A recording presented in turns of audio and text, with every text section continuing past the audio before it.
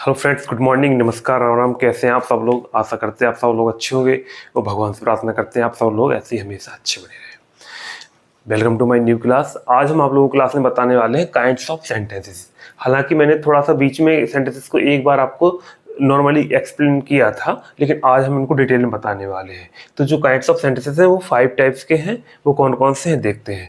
First one है assertive declarative sentences, उसको कथनात्मक विधिसूचक वाक्य कहते हैं, जिसके अंतर्गत पॉजिटिव और नेगेटिव सेंटेंसेस आते हैं।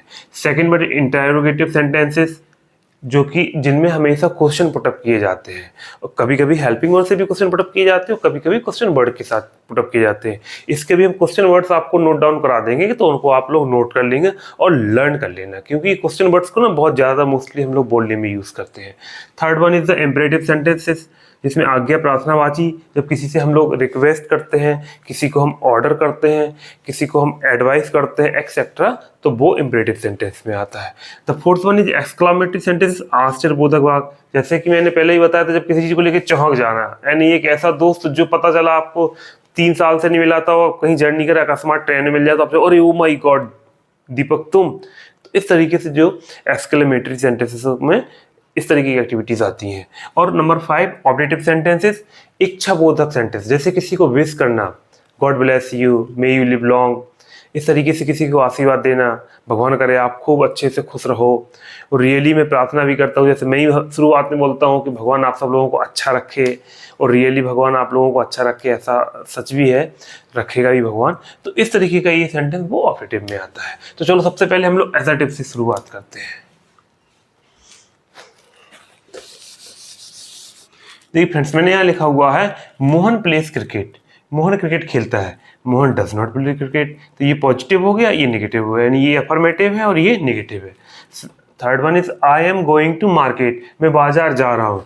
आई am not going to market, मैं बाजार नहीं जा रहा हूँ। तो ये पॉजिटिव हो गया, ये नेगेटिव हो गया। तो इस टाइप के सेंटेंसेस जितने भी टेंस हैं, अलग अलग टेंस के, चाहे वो प्रेजेंट का हो, चाहे पास्ट का हो, चाहे फ्यूचर का हो, उसमें जितने भी सेंटेंसेस होते हैं उन टेंसों के, वो पॉजिटिव या नेगेटिव में होते हैं, वो उन्हें हम असर्टिव सेंटेंसेस बोलते हैं।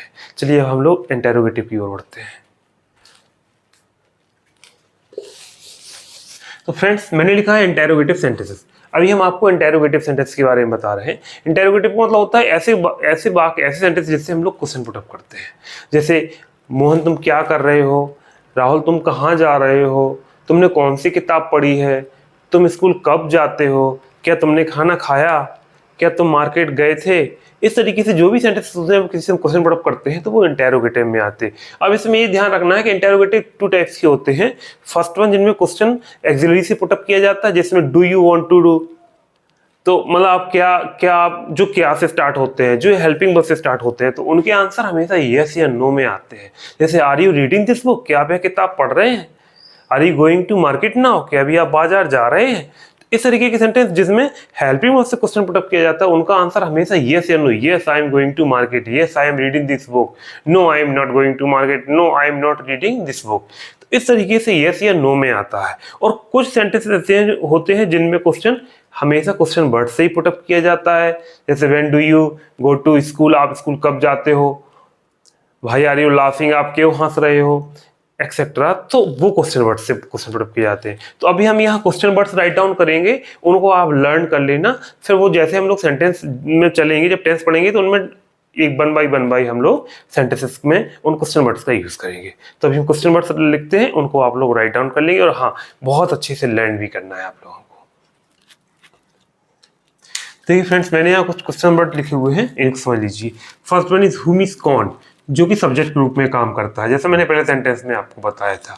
सेकंड वन इज हुम, हुम को हमेशा सब्जेक्ट को ऑब्जेक्ट के रूप में काम करता है, यानी ये हुए, ये तो ये कौन है, तो ये सब्जेक्ट रूप में काम करेगा, लेकिन सेम उसी कंडीशन में ये ऑब्जेक्ट रूप में काम करेगा। थर्ड इज व्हेन, मींस कब, जब भी व्हेन से क्वेश्चन पुटअप किया जाएगा तो it will be answered in time. Okay. Fourth one is why, why means क्यों, whenever you will anybody else will ask the question with why, you have to answer with reason. Fifth one is the what means क्या, जब भी कोई question what से put up करेगा you will be answered in things. Six one is where means कहाँ, जहां, कुछ भी, जब भी कोई क्वेश्चन वेयर से पुटअप करेगा you will be answered in place. Seven one is how, कैसे, व्हेन कोई आपसे क्वेश्चन हाउ के साथ पुटअप करेगा तो आप लोग उसको आंसर मैनर में करेंगे। हुज, अच्छा ये जो है ना whose, which, how many, how much, इनको मैंने इसलिए अलग ग्रीन में लिखा है, इनके साथ हमेशा नाउन्स आती हैं। हुज बुक किसकी किताब, विच बुक कौन सी किताब। अब हुज बुक मतलब उसमें आंसर में ऑनरशिप, उसमें ऑनर का नेम आपको बताना है। विच मतलब कौन सी, यानी चॉइस आपकी कौन सी, वो पसंद के ऊपर है।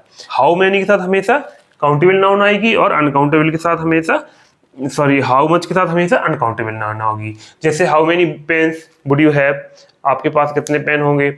इस तरीके से जो अनकाउंटेबल नाउन्स है वो हाउ मच के साथ आएगी, जो काउंटेबल नाउन्स है वो हमेशा हाउ मेनी के साथ आती है।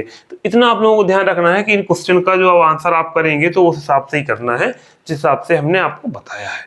तो आई थिंक इतना आपको समझ आएगा, इनको आप नोट डाउन कर लीजिए। कुछ क्वेश्चन वर्ड और भी होते हैं जिनमें एक्स्ट्रा वर्ड जोड़ के, जैसे मैंने यहाँ हाउ के साथ मैनी जोड़ दिया। हाउ मीन्स कैसे भी होता है, मैनी मीन्स कितने भी, नंबर्स में भी होता है। हाउ का मतलब कैसे, मच मीन्स कितना था। इस तरीके से भी कुछ क्वेश्चन वर्ड्स होते हैं, वो भी हम लिखा देंगे कि वो उनको भी ऐड करके आप क्वेश्चन वर्ड्स बना सकते हैं। पहले आप इनको नोट डाउन कर लें। तो फ्रेंड्स जैसा कि मैंने बताया था ना कि कुछ क्वेश्चन ऐसे होते हैं जो क्वेश्चन वर्ड नहीं होती, हेल्पिंग वर्ब से स्टार्ट होते हैं, उनसे क्वेश्चन पुटअप किया जाता है तो उनका आंसर हमेशा यस या नो में आता है। तो उसका मैं एग्जांपल बताता हूँ। कुछ एग्जांपल्स आपको वो बताते हैं जिनमें क्वेश्चन वर्ड बीच में आते हैं, तो उनका आपको हम थोड़ा सा एक्सप्लेन कर देते हैं।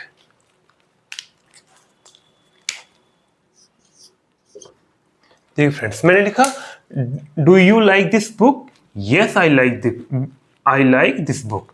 Second one is are you going to market, no I am not going to market. तो जो हेल्पिंग वर्ब से जो एक्सिलरी से क्वेश्चन पुटअप किए जाते हैं उनका आंसर हमेशा यस या नो में आता है। वो मॉडल से भी हो सकता है, can you do this one, no I can do it, या I can't do it, yes I can do it. तो जब भी जो भी क्वेश्चन एक्सिलरी से पुटअप किए जाएंगे उनका आंसर हमेशा आपको यस या नो में देना होता है। अब जो क्वेश्चन वर्ड मैंने राइट डाउन कराए हैं उनका देखो, उनके अकॉर्डिंग क्वेश्चन कैसे पूछे जाते हैं वो भी आपको बताते हैं। तो फ्रेंड्स मैंने अभी तक आप लोगों को काइंड्स ऑफ सेंटेंसेस बताए। अब आपको ये करना है कि जितने भी क्वेश्चन वर्ड्स हमने राइट डाउन कराए हैं वो सारे क्वेश्चन वर्ड आप लोग अच्छे से लर्न कर लेना, और कुछ एडिशनल क्वेश्चन वर्ड्स जो हैं वो मैं अभी कल आपको नेक्स्ट क्लास में राइट डाउन करा दूंगा। और मैं ये चाहता हूँ कि मैं सारे क्वेश्चन वर्ड्स को वन बाई वन करके उनको विद आंसर्ड एक बार एक्सप्लेन करूँगा, तो आप उसको बहुत अच्छे से अंडरस्टैंड कर पाएंगे। तो तब तक आप लोग अच्छे से स्टडी करते रहिए और मिलते हैं नेक्स्ट क्लास में। Please take care yourself. और हाँ, जितने भी मैंने अभी तक काइंड्स ऑफ सेंटेंस लिखा है उनको भी आप लोग अच्छे से लर्न कर लेना। तो ठीक है, आज के लिए इतना ही, मिलते हैं अगली क्लास में, तब तक ख्याल रखिएगा। नमस्कार, thank you so much for watching.